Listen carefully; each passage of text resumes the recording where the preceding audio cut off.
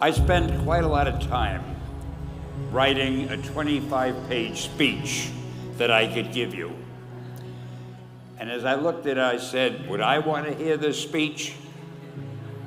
So I tore it up.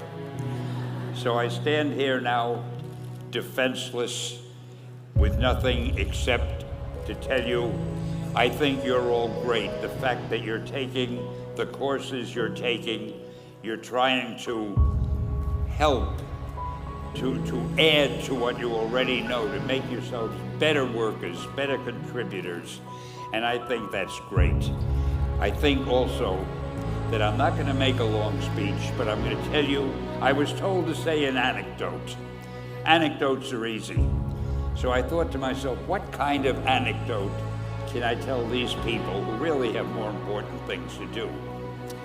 And I figured I'm going to tell you how SpiderMan came into being. It's a true story, although sometimes it's hard even for me to believe it. But we had already done the Fantastic Four and I think maybe the X-Men, I can't remember the order, but my publisher came to me and he said, Stan, I want you to come up with another superhero. So I said, okay, and I went home, and when my publisher said do something, I'd better do it because I wanted to keep my job. I thought, what can I come up with now? And the most important thing in a superhero at first is the superpower. Once you get that, everything else comes along. So I thought, what power will I give a new guy? And I saw a fly crawling on the wall. And I said, hey, if I could get a superhero that could stick to walls and crawl on them, man, that would be cool. So I thought that was good. Now I needed a name. So I thought, well, let's see, Fly Man, Mosquito Man. I got down to SpiderMan. SpiderMan. It just sounded dramatic. So, okay, I had my hero, I had his power, his name, and then I figured just for fun, I'm gonna give him personal problems. Because except for you people who are that your lives are perfect, but most other people have personal problems.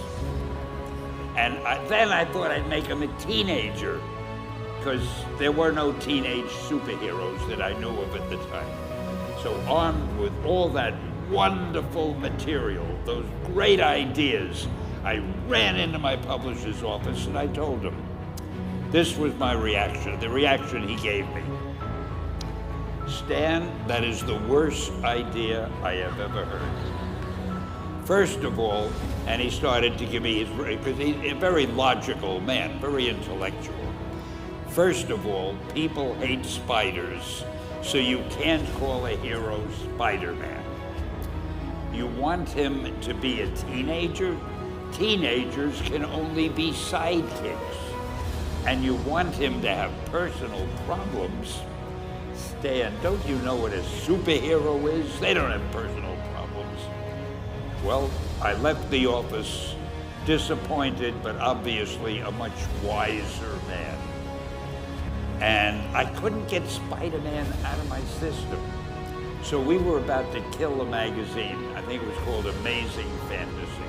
It wasn't selling well, and we were sending the last issue to press. When you do the last issue of a magazine, nobody cares what you put in it because the book is dying. Just to get it out of my system, I put Spider-Man in Amazing Fantasy, featured him on the cover, forgot about it. A month later, all the sales figures came in. My publisher came racing into my office. Stan, you remember that character we both loved so much, Spider-Man? Let's do him as a series. Now, why am I telling you this? Besides the fact that I have to kill a little time. If you have an idea that you genuinely think is good, don't let some idiot talk you out of it. That doesn't mean that every wild notion you come up with is going to be genius, but if there is something that you feel is good, something you want to do, something that means something to you, try to do it.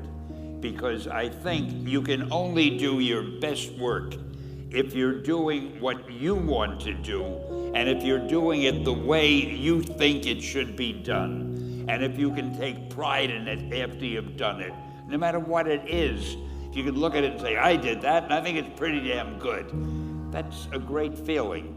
So don't let idiots talk you out of something that you think is good. Just do your thing, do it as well as that's the important thing.